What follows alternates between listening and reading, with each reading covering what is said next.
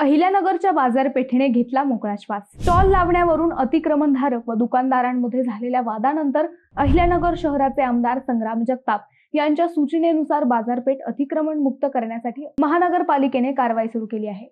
बाजारपेठेत अतिक्रमणे थाटली जाऊ नयेत यासाठी महानगरपालिकेचे स्वतंत्र विशेष पथक बाजारपेठेत नियुक्त करण्यात आले आहे। मंगळवारी आमदार संग्राम जगताप यांनी व्यापाऱ्यांशी संवाद साधल्यावर अतिक्रमणे कायमस्वरूपी हटवण्याची मागणी करण्यात आली।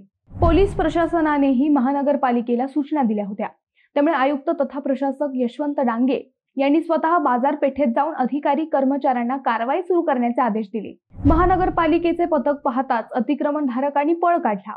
बाजारपेठेतील रस्ते रिकामे करण्यात आल्यानंतर दुकानदारांनी महानगरपालिकेच्या अधिकारी कर्मचाऱ्यांनी तंबी देऊन दुकानाबाहेर साहित्य न ठेवण्याच्या सूचना दिल्या। रस्त्यावर अतिक्रमण केल्यास हातगाडी विक्रेता असो वा फेरीवाला किंवा दुकानदार असो त्यांचे साहित्य तात्काळ जप्त करण्यात येईल। दंड भरूनही हे साहित्य पुन्हा दिले जाणार नाही असे आयुक्त डांगे यांनी स्पष्ट केले।